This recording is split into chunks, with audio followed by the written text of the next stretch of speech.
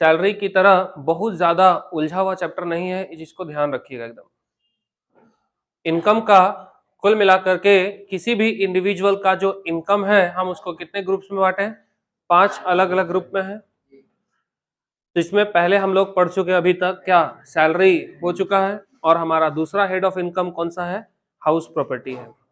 ठीक है, यानी कुल मिलाकर के हम सैलरी के बाद ये दूसरा टॉपिक है, दूसरा चैप्टर है, जब हम हाउस प्रॉपर्टी को देखेंगे कि हाउस प्रॉपर्टी इनकम में टैक्सेबल इनकम कितना होता है।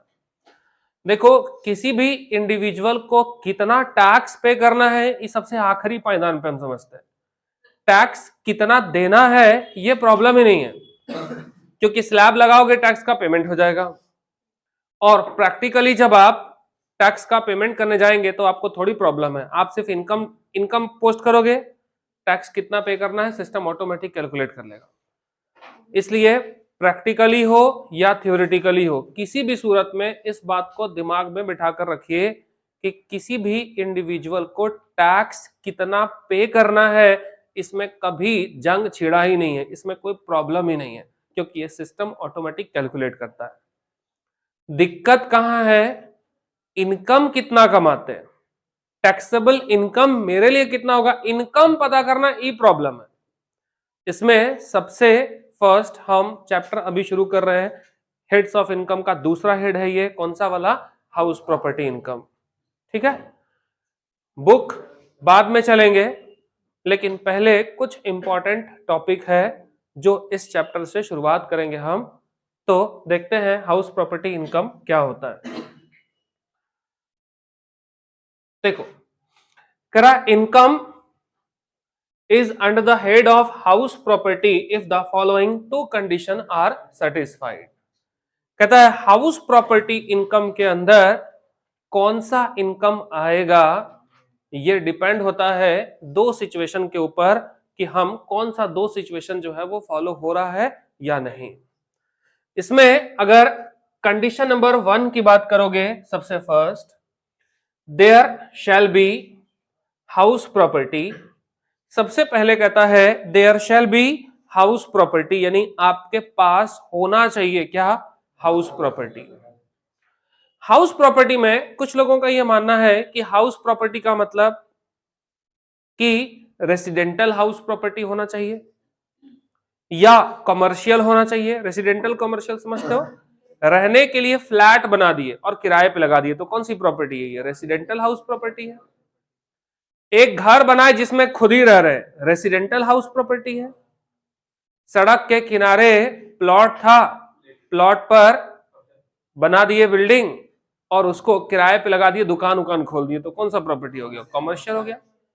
जमीन था किसी शहर में बड़ा सा, एक मल्टीप्लेक्स, एक मॉल बना दिए और किराए पे लगा दिए, कमर्शियल है। तो सबसे पहले यह समझना है, जैसे आप देख रहे हो यहां पे क्या लिखा हुआ है, there shall be house property, यानी सबसे पहले कहता है जी हाउस प्रॉपर्टी होना चाहिए। तो बात है कि कैसा हाउस प्रॉपर्टी होना चाहिए, यहां से हम डिस्कशन शुरू करेंगे। देखो, सबसे पहले बिल्डिंग हो तो हाउस प्रॉपर्टी है, बिल्डिंग को हाउस प्रॉपर्टी माना जाएगा।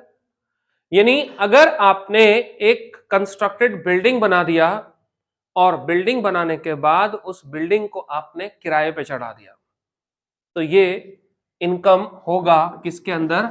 हाउस प्रॉपर्टी के अंदर टैक्सेबल माना जाएगा, क्योंकि अभी आपके पास प्रॉपर्टी के नाम पर आपके पास क्या है? बिल्डिंग है, तो ये हाउस प्रॉपर्टी के अंदर टैक्सेबल होगा। इसी तरह से अगर लैंड है, लेकिन लैंड अपर टेनेंट है, लैंड अपर टेनेंट अगर लिखा हुआ, अपर टेनेंट का मतलब होता है कि जो बिल्डिंग आपने दिया उसके साथ साथ लगा हुआ है, साथ साथ।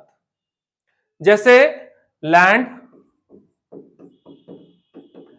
अपर टेनेंट वर्ड का मतलब क्या होता है कि बिल्डिंग जहां लगा हुआ ना, बिल्डिंग के साथ साथ लैंड है।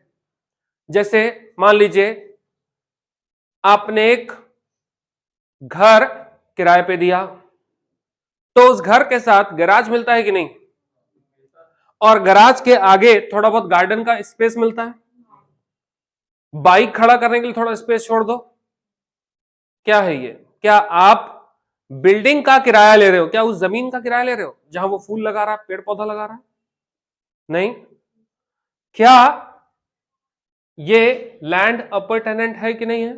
तो लैंड अपर टेनेंट का मतलब होता है कि बिल्डिंग जिसका किराया आप वसूल रहे हो, लेकिन उस बिल्डिंग के साथ साथ कुछ खाली जमीन है, उसको भी उसके साथ इंक्लूड करोगे, गिन लोगे। अगर आपने एक दुकान किराए पे दिया, तो दुकान के बाहर जो गैलरी है जहां आपके कस्टमर खड़े होंगे, क्या आप उसका किराया अलग से लोगे? तो वो क्या है? खाली जमीन है, उसका भी किराया उसी के साथ क्या हो जाएगा? काउंट हो जाएगा।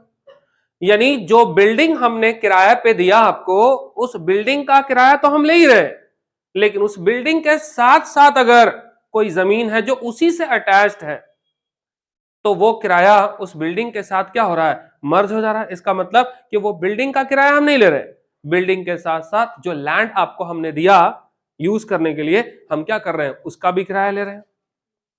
समझ रहे हो बात? एक घर है, उसके सामने थोड़ा जमीन खाली है जिसपे आप पार्क करते हो गाड़ी, आपको दिया हमने, और कोई यूज नहीं करेगा आपके पार्किंग के लिए। तो जो घर का किराया है उसके साथ साथ उस जमीन का किराया भी अटैच हो गया कि नहीं? उसके साथ अलग से तो नहीं मांगने गए आपको। तो आपको ध्यान रखना है कि अगर आपके पास एक बिल्डिंग है और उससे कुछ रेंट रिसीव हो रहा है, तो हमारे लिए वो हाउस प्रॉपर्टी इनकम के अंदर टैक्सेबल होगा।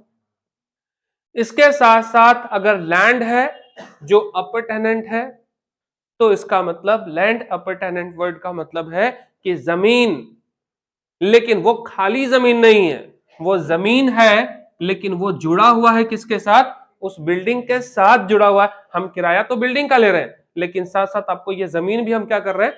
दे रहे हैं यूज करने के लिए। तो ऐसी स्थिति में लैंड अगर अपर टेनेंट है, दैट मीन्स कि वो भी आपके हाउस प्रॉपर्टी इनकम में ही टैक्सेबल इनकम माना जाएगा। समझ रहे हो बात? इसके बाद अगर हम बात करते हैं, लैंड है, सिर्फ जमीन है, एक खाली प्लॉट था जिसको हम आपको किराए पे दे दिया। आप कहेंगे खाली प्लॉट कौन किराए पे लेगा? खाली प्लॉट लेगा कि नहीं किराए पे? जैसे किसी शहर के बीचों बीच एक खाली जमीन था जो हम आपको किराए पे दे दिए।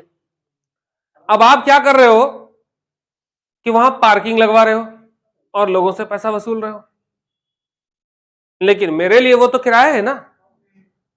तो क्या यह किराया, इस तरह का किराया हाउस प्रॉपर्टी इनकम के अंदर मेरे लिए, क्या ये हाउस प्रॉपर्टी के इनकम के अंदर है टैक्सेबल कि नहीं है? समझ रहे हैं बात को? तो इस केस में ये जो खाली प्लॉट था, अगर आपने उसे किसी को किराए पे दिया और उस व्यक्ति ने जिसको आपने किराए पे दिया, वो व्यक्ति किसी को क्या कर रहा है? पार्किंग वसूल रहा है, पार्किंग लगा दिया, पार्किंग वसूल रहा है। अब वो क्या कर रहा है हमको उससे मतलब नहीं। मेरे लिए ये जो प्लॉट खाली था जिसे हमने किराए पे दिया, मेरे लिए वो कौन सा इनकम आएगा? हाउस प्रॉपर्टी होगा या नहीं? तो इस केस में ये हाउस प्रॉपर्टी नहीं होगा सर, ये अदर सोर्स के अंदर टैक्सेबल होगा, क्योंकि वहां तो हाउस ही नहीं, तो प्रॉपर्टी कहां से हो गया? वो प्रॉपर्टी है मेरी, लेकिन क्या उस पे हाउस, फ्लैट, मकान, दुकान ऐसा कुछ भी है क्या? तो उस केस में आपको ध्यान रखना है कि ये मेरे लिए हाउस प्रॉपर्टी इनकम के अंदर टैक्सेबल नहीं होगा, जबकि वो किस में जाएगा? अदर सोर्स के अंदर जाएगा। ठीक है?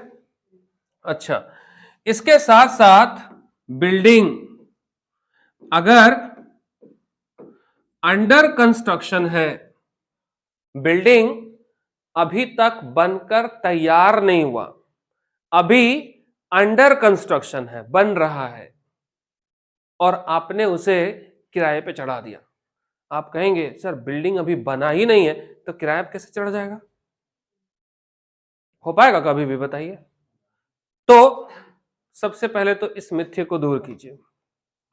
बड़े बड़े शहरों में बिल्डिंग अंडर कंस्ट्रक्शन है। अंडर कंस्ट्रक्शन का मतलब कि सपोज करो कि 5th फ्लोर तक बनना है, सपोज करो 5th फ्लोर तक बनना है, 1st फ्लोर 2nd फ्लोर तक अभी बन के तैयार हुआ है, लेकिन वो भी अभी तक फर्निश्ड नहीं है, अंडर कंस्ट्रक्शन है। लेकिन ढलाई हो चुका है, दरवाजा खिड़की लग गया है और अभी काम बाकी है। तो third floor, fourth floor, fifth floor, क्या जादू का कोई छड़ी तुरंत हो जाएगा? तो ये 3 फ्लोर अभी बनने में और कंप्लीट होने में काफी वक्त लगेगा, समय लगेगा। तो ऐसे में कुछ लोग ऐसे भी होंगे जो उस पर्टिकुलर जगह पर सीजनल बिजनेस करने के लिए जाते होंगे, फेरी वाले, हॉकर्स, पेडल्स, सब ये लोग जाते होंगे। या मुंबई में ये घर है तो बिहार, झारखंड, यूपी इधर के लोग, काफी लोग जो मजदूरी करने जाते होंगे, उनको सस्ते में कहीं किराया चाहिए होगा कुछ दिनों के लिए, कि 2-4 महीना काम कर लेंगे फिर वापस से घर आ जाएंगे, ऐसा होता होगा। जो अंडर कंस्ट्रक्शन फ्लैट है बड़े बड़े शहरों में, ध्यान रखिएगा, उसको भी किराए पर लगा दिया जाता है। क्यों? जब तक काम चलेगा तब तक वो लोग को खाली रात में सोना है आके, बाकी फिर सुबह वापस हो जाएगा, सुबह कंस्ट्रक्शन का काम चलेगा, रोक कौन रहा है उसको? मुंबई में जो लोग फुटपाथ पे सोते हैं उनसे तो बढ़िया जिंदगी उनको मिल रहा है ना, ठंड से बचने के लिए मिल रहा है, बारिश से बचने के लिए मिल रहा है। तो ऐसे में सपोज करो कि अगर एक बिल्डिंग है जो अंडर कंस्ट्रक्शन है, अब वो तो बिल्डिंग है, अब उसको किराए पर लगा दिया गया, तो क्या सवाल उठता है, क्या ये इनकम हाउस प्रॉपर्टी इनकम होगा या नहीं? सोचो जरा सा, क्योंकि जब क्वेश्चन पढ़ोगे तो इस तरह का कंफ्यूजन आएगा कि नहीं आएगा बीच में। तो ऐसी स्थिति में ध्यान रखिएगा कि ये अदर सोर्स इनकम में टैक्सेबल होगा, क्योंकि प्रॉपर्टी तो है, हाउस भी है, लेकिन अभी तक वो अंडर कंस्ट्रक्शन है, तो आप उसको कैसे हाउस प्रॉपर्टी इनकम कह सकते हो? और वो एक परमानेंट सोर्स ऑफ इनकम नहीं है, इस वजह से इस इनकम को हम क्या करेंगे, अदर सोर्स के अंदर टैक्सेबल गिनेंगे। ठीक है ना? यानी ये हो गया हमारा मीनिंग कि there shall be a house property, मतलब किस तरह का हाउस प्रॉपर्टी होना चाहिए, तो जी इस टाइप का हाउस प्रॉपर्टी होना चाहिए, तो वो कंस्ट्रक्शन में आप काउंट करोगे इसको। कोई दिक्कत है? छोड़ दीजिए, नोट मत कीजिए, शाम में कीजिएगा।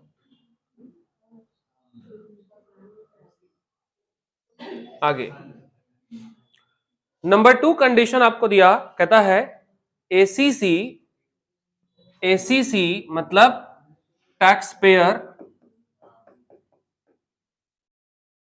है ना, जिसको हिंदी में आप करदाता कहते हो, जो टैक्स पेयर्स है। कह रहा ACC shall be the owner of the house property. ACC होना चाहिए क्या? ओनर होना चाहिए, किसका? हाउस प्रॉपर्टी का। ओनर क्या, ओनर तो ओनर ही तो लेगा, इसमें ओनर का क्या बात है? जरा देखो, ए ने एक हाउस प्रॉपर्टी, ए के पास एक प्लॉट खाली था और इस प्लॉट पर उसने कंस्ट्रक्शन किया और एक घर तैयार कर दिया, और इसका ओनर कौन है? A is the owner of this property. A ने कंस्ट्रक्शन के बाद इसे मिस्टर बी को किराए पर दे दिया। Who is the owner of this property? A. That means A जो किराया मिस्टर बी से वसूल रहा है, तो मिस्टर ए के लिए ये इनकम किसमें आएगा? हाउस प्रॉपर्टी के अंदर टैक्सेबल होगा। अब बी ने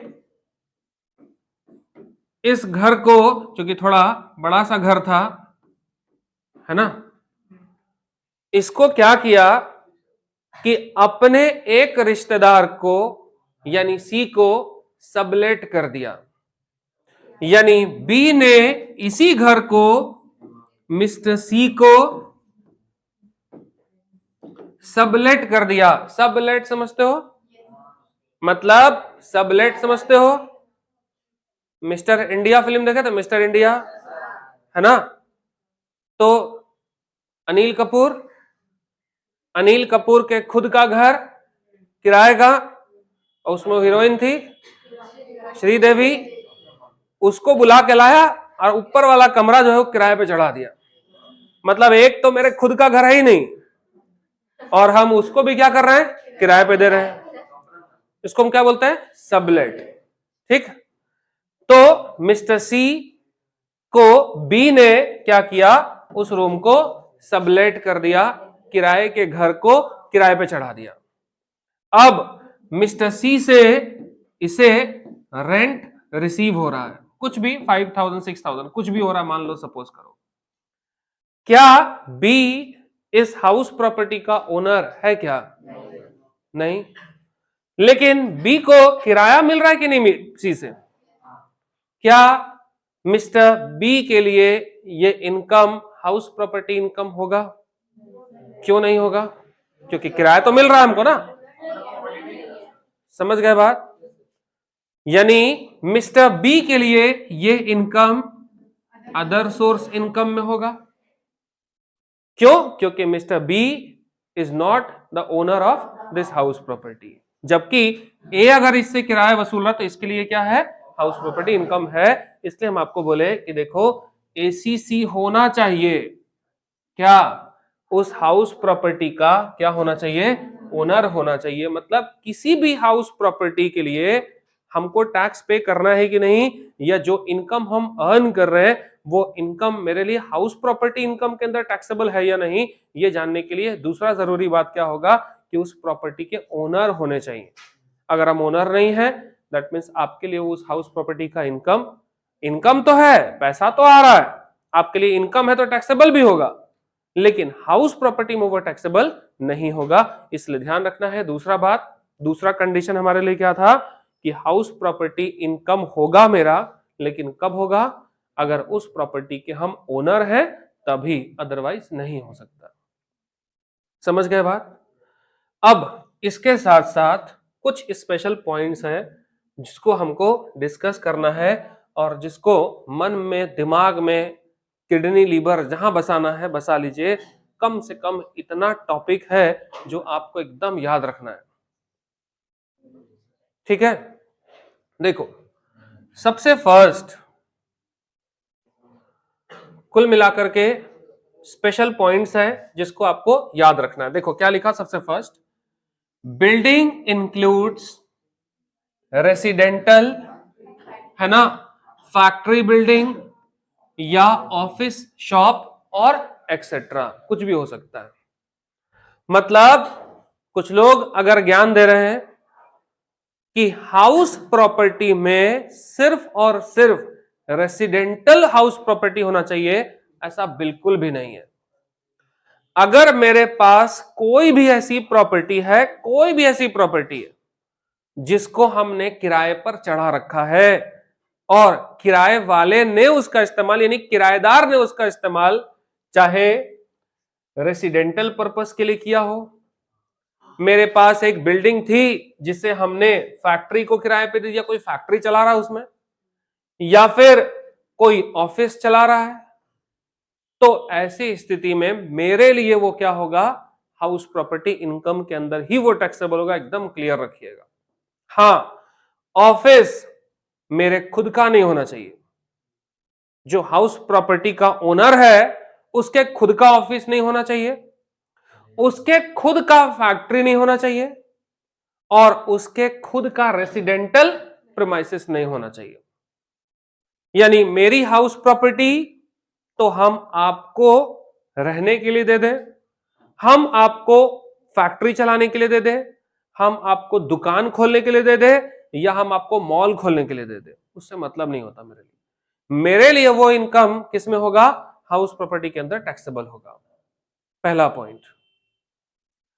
दूसरा कंडीशन है आपका,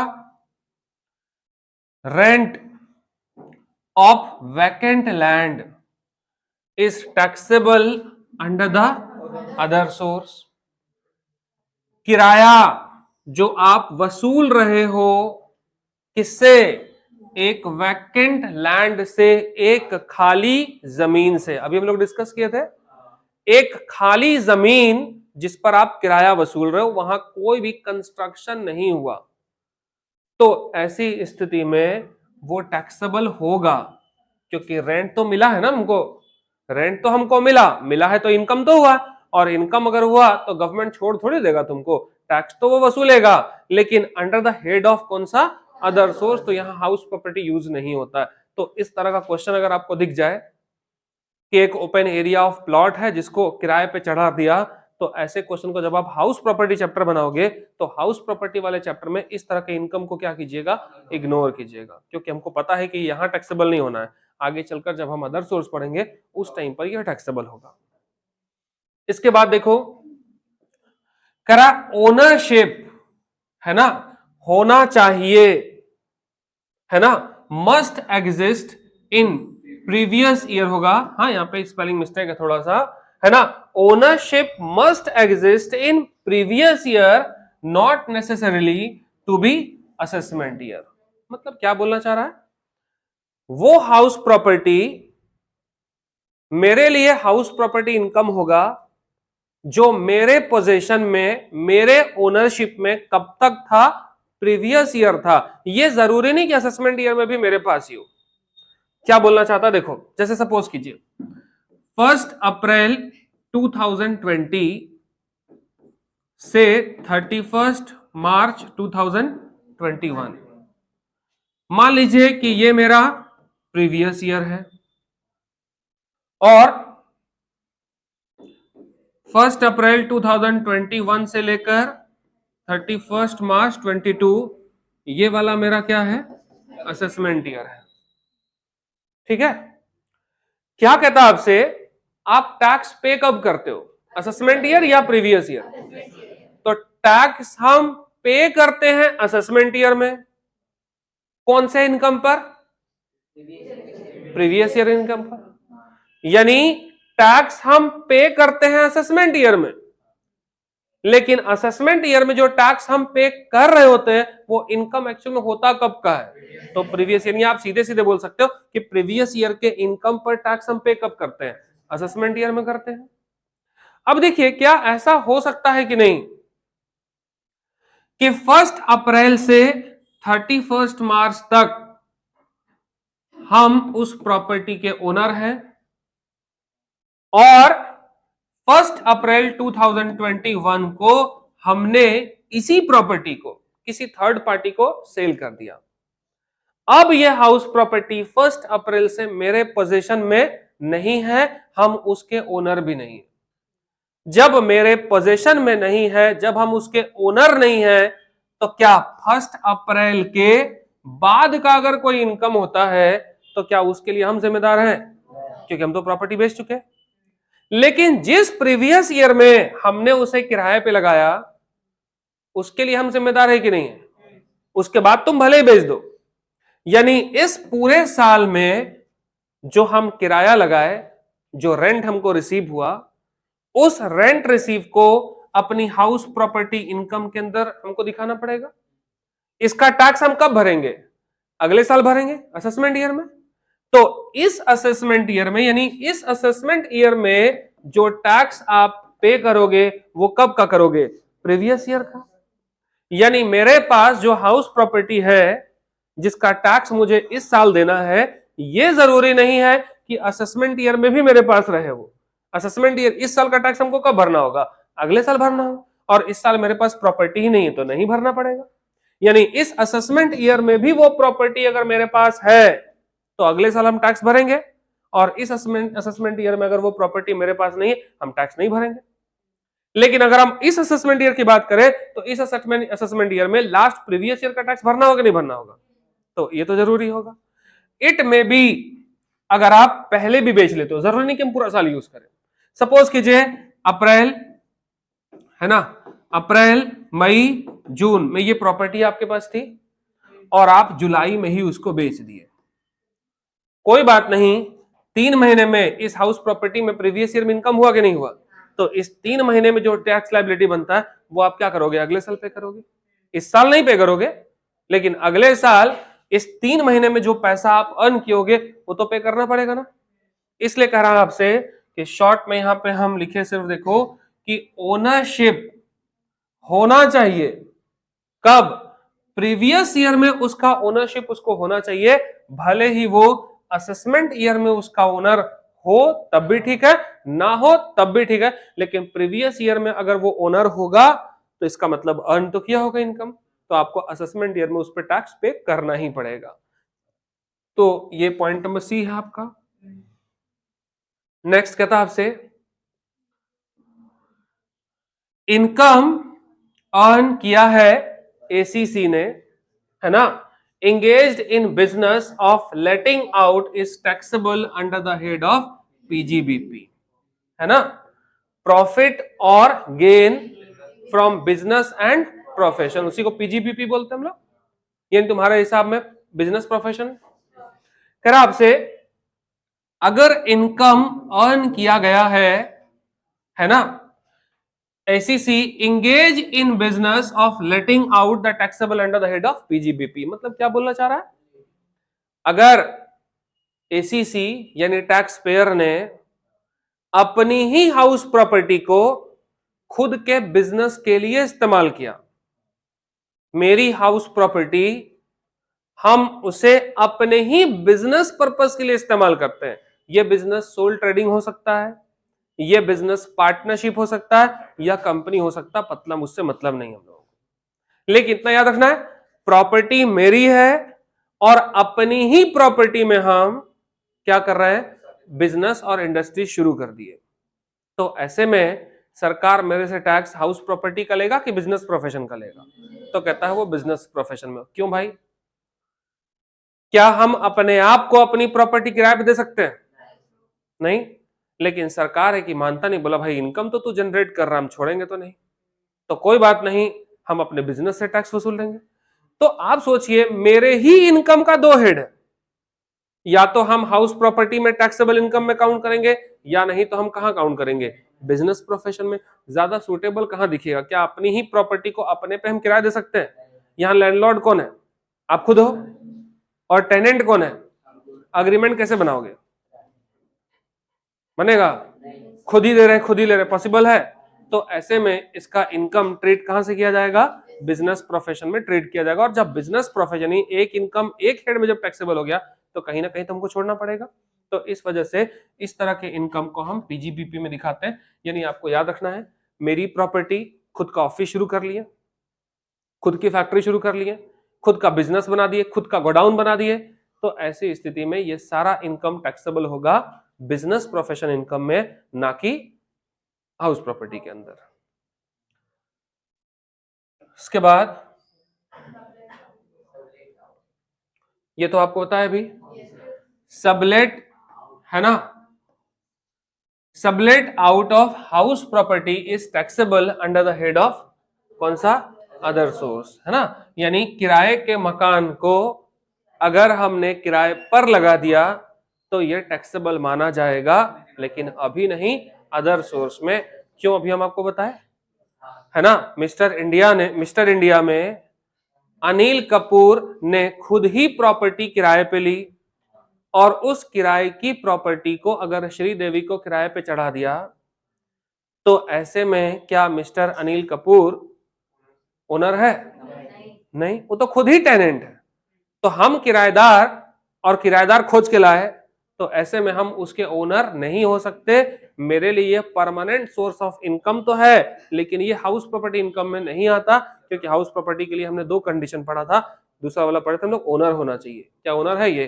तो इसका मतलब ओनर नहीं है तो हाउस प्रॉपर्टी इनकम नहीं है, लेकिन इनकम तो है। तो कौन से हेड का इनकम होगा? तो अदर सोर्स के अंदर ये टैक्सेबल हो जाएगा। इसके बाद कह रहा आपसे, if the house property is built on the leasehold property is also taxable under the head of income from house properties, ठीक है ना। कहता आपसे हाउस प्रॉपर्टी बना हुआ है, चाहे वो लीज होल्ड प्रॉपर्टी है, लीज होल्ड प्रॉपर्टी, या दूसरा प्रॉपर्टी होता है free hold property. Lease hold और फ्री होल्ड समझते हो? मेरी जमीन है जिसे हमने खरीदा, सेल डीड है वो, और उसके ऊपर हम बिल्डिंग बना रहे हैं और उसको किराए पे चढ़ा रहे हैं, तो इस प्रॉपर्टी से जो किराया मिला उसको बोलते हैं फ्री होल्ड हाउस प्रॉपर्टी है वो। Free hold. समझ रहे हो बात?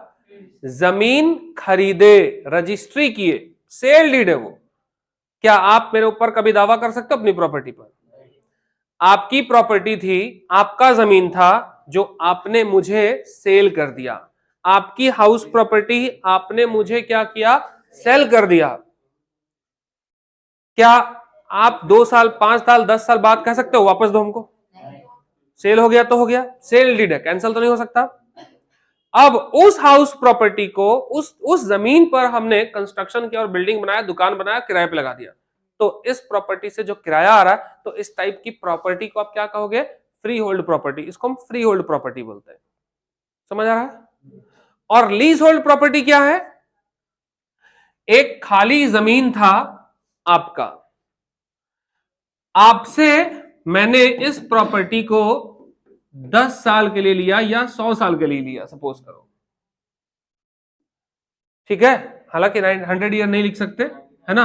99 ईयर्स के लिए हमने आपसे इस प्रॉपर्टी को किराए पे लिया, सपोज करो। किराया समझ सकते हो आप, लीज एक टाइप का किराया है ना। बस किराया हम आपको मंथली पे करते हैं और लीज का पेमेंट हम आपको क्या करते हैं? एक साथ पे कर देते हैं। बस डिफरेंस इतना ही होता है। अब देखिए, ये प्रॉपर्टी है जिसे आपसे मैंने लिया, लेकिन टाइम फिक्स है कितने वर्षों के लिए? 99 ईयर्स के लिए। और इस प्रॉपर्टी पर फिर हमने अपना पैसा लगाया, कंस्ट्रक्शन किया और इस प्रॉपर्टी पे बिल्डिंग बनाया, फ्लैट बनाया और आपको किराए पे लगा दिया। तो इस प्रॉपर्टी को हम कौन सी प्रॉपर्टी बोलेंगे? हाउस प्रॉपर्टी तो है, लेकिन कौन सा प्रॉपर्टी हुआ? ये लीज होल्ड प्रॉपर्टी हुआ। जैसे ही ये पर्टिकुलर ईयर कंप्लीट होगा, इस प्रॉपर्टी पर ओनरशिप किसको मिलेगा? वापस से आप उसके ओनर हो जाएंगे।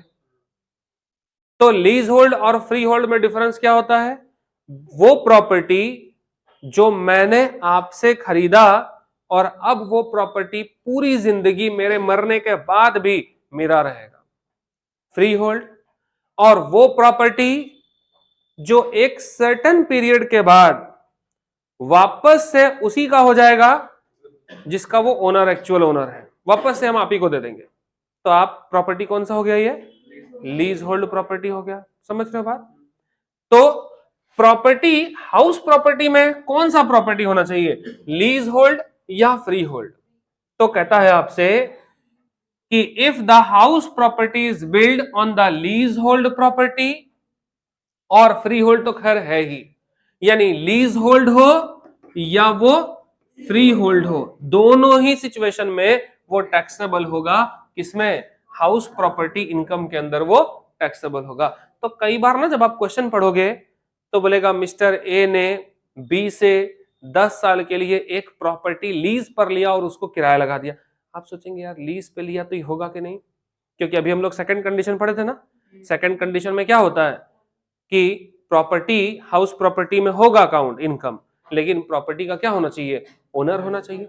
अब आप बताओ, लीज पर हमने आपसी प्रॉपर्टी ली, ओनर तो आप ही हो, तो हम ओनर तो नहीं हुए, लेकिन फिर भी हम उसको किराए पे लगा रहे हैं। तो इस केस में क्या ये हाउस प्रॉपर्टी इनकम होगा कि नहीं होगा? तो यहां होगा। क्यों होगा? क्योंकि लीज वाली हाउस प्रॉपर्टी को भी इनकम टैक्स में अटैच किया गया हाउस प्रॉपर्टी इनकम। यही तो क्लियरेंस दे रहे हैं हम कि जब आप क्वेश्चन पढ़ना शुरू करोगे तो पूरे क्वेश्चन, पूरे चैप्टर का जुगाड़ हम आपको एक जगह दे रहे हैं, ताकि जब क्वेश्चन पढ़ना शुरू करोगे तो बीच बीच में फंसेगा मत कि लीज है, ये होगा कि नहीं होगा। क्योंकि सेकंड कंडीशन पढ़े थे कि प्रॉपर्टी का ओनर होना चाहिए। तो ध्यान रखिएगा, अगर आपने किसी प्रॉपर्टी को लीज पर भी लिया है तो आप उसके ओनर माने जाते हो। क्यों ओनर माने जाते हो जानते हैं? क्यों ओनर कहलाते हो?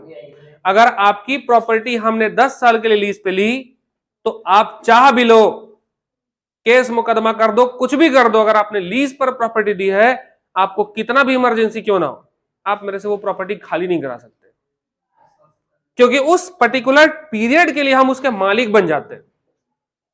तुमको कितना भी इमरजेंसी क्यों ना हो, हम वो प्रॉपर्टी खाली नहीं करेंगे, ये मेरा अधिकार है। हाँ, अपनी मर्जी है तो हम ठीक है, चल तुमको जरूरत हम खाली कर दो, वो अलग बात है। लेकिन आप चाहे, लैंडलॉर्ड अगर चाहे तो प्रॉपर्टी को कभी किसी कीमत पर खाली नहीं करवा सकता। तो उस पर्टिकुलर ईयर के लिए हम ओनर ही तो हुए ना, इसलिए इसको ओनरशिप की तरह ट्रीट किया जाता है। इसके बाद कंपोजिट रेंट है ना, कंपोजिट रेंट समझते हो? देखिए क्या लिखा है, for example PG houses, PG का मतलब पोस्ट ग्रेजुएशन पेइंग गेस्ट है ना, मतलब ये सोचो कैसा गेस्ट है, मतलब ये ऐसा गेस्ट है, ऐसे तो हम मूवी देखे हम लोग अतिथि कब जाओगे, लेकिन ये ऐसे अतिथि हैं जिसको लोग सब बुलाना चाहते हैं, आजा। पेइंग गेस्ट एक ऐसा सिस्टम है हमारे देश में जहां सिर्फ और सिर्फ रहने का फैसिलिटी नहीं मिलता, रहने के साथ साथ पीजी के अंदर बहुत सारा फैसिलिटीज मिलता है। एक्चुअल में पीजी क्या होता है समझते हैं? कोई फैमिली है जिसके पूरे खानदान के लोग बाहर ही रहते हैं, छोटा सा फैमिली है, एक दो लोग हैं, लेकिन बिल्डिंग बहुत बड़ा है, घर बहुत बड़ा है। अब उन लोग क्या करते हैं, जैसे दिल्ली में जाओगे, मुंबई में जाओगे, खास करके जो स्टूडेंट एरिया होता है, उस स्टूडेंट एरिया में पीजी जो होता है वो बहुत फेमस होता है। पीजी मतलब स्टूडेंट एरिया ज्यादातर टाइम पे। सपोज कीजिए दिल्ली में, दिल्ली यूनिवर्सिटी के पास किसी का बड़ा सा बिल्डिंग है, लेकिन रहने वाले लोग जो है ना उस घर में बहुत कम है, क्योंकि ऑलमोस्ट लोग बाहर ही रहते हैं या शायद ना भी रहते हो, लेकिन उसके पास प्रॉपर्टी बहुत ज्यादा है। अब वो क्या करेगा और आप क्या करेंगे? अब आप सपोज करो कि डीयू में आपका एडमिशन हो गया, आप गए पढ़ने के लिए, आपके पेरेंट्स क्या चाहेंगे कि एक ऐसे घर में अपने बच्चों को शिफ्ट कर दिया जाए जहां किसी के गाइडलाइंस और किसी के सुपरविजन में रहे, कुछ दिक्कत हो तो हमको फोन भी कर ले, पेरेंट्स की तरफ देखने वाला भी कोई अनजान शहर में मिल जाएगा। तो आपको एडमिट कहां कर लेते हैं? पीजी में। पीजी में फैसिलिटी क्या मिलता है? आपको रहने के लिए उन ढेर सारे कमरों में एक कमरा आपको दिया जाएगा रहने के लिए, खाने के लिए जो बनेगा उनके घर का खाना, उसी खाने में एक थाली तुम्हारा भी होगा, मतलब घर का खाना मिल रहा है। घर में माँ पिताजी बैठे थे, वहां मकान मालिक है, लेकिन मकान मालिक माँ बाप वाला रोल प्ले करेगा। इसके बाद लॉन्ड्री वाला आएगा तो मकान मालिक के कपड़े के साथ साथ तुम्हारा भी कपड़ा धुल के लाके देगा प्रेस करके। मतलब हर वो फैसिलिटी जो घर में बैठे बिठाए आपको अपने परिवार में मिलता है, वही फैसिलिटी आपको मिलेगा कहां पर? रेंट पर, लेकिन फ्री में नहीं। इन सब के लिए आपको क्या चुकाना है? इन सब चीजों का कीमत चुकाना है। इसीलिए इस तरह के गेस्ट को हम क्या बोलते हैं? Paying guest. देखो नाम लिखा, पेइंग गेस्ट, मतलब ऐसा गेस्ट जो हमको पे करेगा, हर चीज के लिए पे करेगा। समझ रहे हो बात? अब पेइंग गेस्ट अगर आपने रखा, आप बताइए ये जो पेइंग गेस्ट है ना, उसने आपको जो पेमेंट किया किसके लिए किया? तो सबसे पहले तो जो घर जिसमें रह रहा है आप उसका पेमेंट कर रहे हो, इसके साथ साथ खाने का पेमेंट हुआ, इसके साथ लॉन्ड्री का पेमेंट हुआ है, इसके साथ साथ इलेक्ट्रिसिटी का बिल पे किए होंगे आप, है ना, वाटर का, इसके साथ साथ रिपेयर मेंटेनेंस जो भी होगा, एक्सेट्रा एक्सेट्रा। अब मान लीजिए कि इन सब काम के लिए उसने आपको अगर 10,000 रुपया per month, 10,000 rupees per month charge किया। अब आप बताओ इसमें से क्या ये सारा फैसिलिटी हाउस प्रॉपर्टी में चला जाएगा? घर भी दिया, खाना भी दिया, लॉन्ड्री दिया, इलेक्ट्रिसिटी भी बिल पे किया, वाटर बिल पे किया और सारा सुविधा आपको दिया, इज इक्वल टू उसने कहा भाई हम 10,000 लेंगे तो हम आपको इतना फैसिलिटी देंगे, बताओ आप एग्री हो तो ठीक है। तो 10,000 आप एग्री हो गए, तो उस इंडिविजुअल के लिए, इस इंडिविजुअल के लिए इनकम है कि नहीं है? लेकिन क्या ये इनकम है ना, क्या ये इनकम 10,000 पर मंथ, क्या ये हाउस प्रॉपर्टी के अंदर टैक्सेबल होगा? क्या नहीं। तो कैसे फिर करेंगे? क्या करोगे? तो ऐसी स्थिति में देखो क्या करना होगा, प्रोपोर्शन निकालना पड़ता है। भारत में सेल्फ असेसमेंट टैक्स चलता है, self assessment tax system. Self assessment tax system का मतलब कि सेल्फ असेसमेंट का मतलब कि मैंने खुद डिक्लेयर किया है, मेरा खुद का डिक्लेरेशन। जैसे हम क्या बोले आपको, इस एक्स्ट्रा ये जो इतना है और ये वाला हाउस प्रॉपर्टी, हम क्या बोले कि अगर ये 10,000 रुपीज रिसीव करता है तो ये खुद ही डिक्लेयर करेगा कि 6,000 का हाउस प्रॉपर्टी और 4,000 में ये सारा कुछ। तो अगर इसने इस प्रोपोर्शन में डिसाइड कर लिया, आप कहोगे सर 7 और 3 भी तो हो सकता था, 8 और 2 भी तो हो सकता, 5 भी तो हो सकता, करो ना, कोई दिक्कत नहीं, कोई प्रॉब्लम कहीं नहीं आने वाला। क्यों देखना, बात बता रहे हैं। अगर आपने डिसाइड किया कि जो हाउस प्रॉपर्टी है इसका किराया हम ले रहे हैं 6,000, ये खुद डिसाइड करेगा। क्यों डिसाइड करेगा? क्योंकि भारत का सिस्टम ये self assessment tax. Self assessment tax का मतलब आप खुद ही बताओगे, खुद बताओ, छोड़ दिया सरकार तुमको, तुम ही डिसाइड करो। तो उसने डिसाइड कर लिया, इसने डिसाइड किया कि 6,000 का किराया और बाकी इन सब का खर्चा कितना, 4,000। बोला ठीक है जी, कोई बात नहीं, न सरकार को नुकसान न तुम्हारे ऊपर कोई बर्डन पड़ेगा। देखना कैसे, अगर आपने ये डिसाइड किया कि 6,000 रुपीज हम हाउस प्रॉपर्टी से वसूलेंगे, तो ये वाला इनकम टैक्सेबल किस में होगा, हाउस प्रॉपर्टी इनकम के अंदर टैक्सेबल हो जाएगा। समझ रहे हो? ठीक है, कोई बात नहीं, तो ये भी तो इनकम है ना, तो ये इनकम किस में हो जाएगा।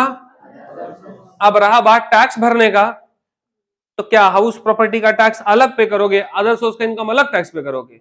आप क्या करोगे लास्ट में, at last, salary, house property, business profession, capital gain, other source, इन पांचों हेड से जितना भी इनकम हुआ क्या करोगे आप, ऐड करोगे।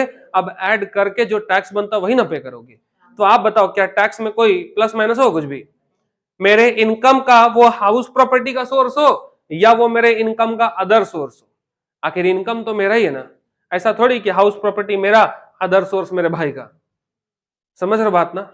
तो जो टैक्स हमको पे करना है, हम हाउस प्रॉपर्टी की इनकम के साथ ऐड करके पे करें या अदर सोर्स में पे करें, क्या फर्क पड़ना है, टैक्स तो पेमेंट हो रहा ना। इसलिए सेल्फ असेसमेंट सिस्टम में ना तुम्हारे पास कोई लॉस लगा और ना ही गवर्नमेंट को कोई लॉस लगा, उसको जितना टैक्स मिलना है मिल गया। अब आप भी आजाद हो, आप भी सुन के खुश हुए, चलो भाई जहां मर्जी जोड़ सकते हैं हम लोग। तो जनरली जब हम हमारे बुक के क्वेश्चन को देखेंगे ना, तो इस तरह से हमारे बुक के अकॉर्डिंग रूल यही है, तरीका यही है। हाँ, लेकिन हम आपने जब बुक को क्वेश्चन में बुक में चलेंगे तो क्या होगा कि ये जो 10,000 रुपीज है पर मंथ, आप अगर पीजी रखे हो ना, तो पीजी वाले गेस्ट वाले हाउस को इनकम को क्या करेगा, डायरेक्टली हाउस प्रॉपर्टी के अंदर पूरा टैक्सेबल मान लिया जाएगा। क्यों? क्योंकि हमारे पास वो पर्सनल फीलिंग नहीं है ना। हम क्या बोले आपको, सेल्फ असेसमेंट है, आप अपनी मर्जी से उसको डिवाइड कर सकते हो। अब जब आप क्वेश्चन पढ़ोगे तो कैसे बांटेगा अपनी मर्जी से, उसमें वो क्वेश्चन है, कोई इंसान थोड़ी तुमको पूछेगा बताओ कितना बांटना है। तो इस वजह से आप क्या करोगे कि जो पूरा का पूरा क्वेश्चन है उसको किस में डाल दोगे, सॉरी ये जो 10,000 है वो पूरा पूरा किस में डाल दीजिएगा, हाउस प्रॉपर्टी इनकम में डाल दीजिएगा जब आप क्वेश्चन पढ़ेंगे तब। इसी को हम लोग क्या बोलते हैं, कंपोजिट रेंट। कंपोजिट मतलब समझते हो, मिक्स है, कंपाइल किया हुआ है। अब जैसे देखिए, बैंकेट हॉल आपने बुक किया तो किसी ने किराए पे दिया, हाउस प्रॉपर्टी इनकम होगा कि बिजनेस प्रोफेशन इनकम होगा, बिजनेस प्रोफेशन में होगा। लेकिन अगर आपने किराए पर किसी को दिया कमरा, तो कमरा भी दे रहे हो, उस कमरे में आप फर्नीचर भी मान लो दे रहे हो, है ना, मतलब फर्निश्ड हाउस। उसके साथ साथ पानी का फैसिलिटी, इलेक्ट्रिसिटी भी दे रहे हो, जनरेटर भी दे रहे हो। अब इन सब के लिए आप ले रहे हो उससे 10,000 महीने का, तो इन सब में हाउस प्रॉपर्टी में कितना टैक्सेबल होगा? क्या ये सारा पैसा आप हाउस प्रॉपर्टी के लिए दे रहे हो? फर्नीचर में डेप्रिशिएट कर रहा होगा, इलेक्ट्रिसिटी दे रहे हो, जनरेटर में तेल जा रहा होगा, तो आखिर ओवरऑल हाउस प्रॉपर्टी में कितना दिखाया जाए? तो क्या करोगे, इसको प्रोपोर्शनली बांटना पड़ेगा। लेकिन बांटने से बेहतर है कि कुछ हाउस प्रॉपर्टी में देंगे तो कुछ अदर सोर्स में देना पड़ेगा। तो मेरे लिए ज्यादा बढ़िया कौन सा होगा कि जितना भी इनकम है चुपचाप उठा के हाउस प्रॉपर्टी में जोड़ दो, क्योंकि हम आपको किराया दे रहे हैं, फ्लैट दे रहे हैं, मान लो उस फ्लैट में आपको फर्नीचर भी दिए, उस फ्लैट में आपको हम फ्रिज भी दे रहे हैं, उस फ्लैट में हम आपको जनरेटर भी दे रहे हैं। अब उसको अलग अलग कौन करेगा यार? तो उससे बेहतर है कि हम इन सब इनकम को उठा के 10,000 आपसे लिए महीने का, पूरा का पूरा उठा के कहाँ जोड़ दोगे? हाउस प्रॉपर्टी इनकम में जोड़ देंगे एक साथ। क्यों? क्योंकि हम इसको प्रोपोर्शनली डिवाइड नहीं कर सकते, टिपिकल होगा, तो हम डायरेक्ट ऐसे बांट लेंगे। तो आपके जो बुक का क्वेश्चन आएगा, अगर इस तरह का क्वेश्चन देता है कि एक फ्लैट हम किराए पे दिए, उस फ्लैट में हम बेड दिए, सोफा दिए, डाइनिंग हॉल दिए, ये दिए, वो दिए, जो भी है, तो आप क्या करना, उसमें अलग अलग बांटने की कोशिश मत करना, टाइम वेस्ट होगा। वो कंप्लीट जितना भी रेंट ले रहे हो आप, उसको उठा के कहां कर देना, हाउस प्रॉपर्टी इनकम में, टैक्सेबल इनकम में काउंट कर देना। समझ गए बात? तो ये तो हो गया मालिक, ये हाउस प्रॉपर्टी इनकम के अंदर किन किन बातों को ख्याल रखना है, यानी ये चैप्टर का बेसिक समरी है।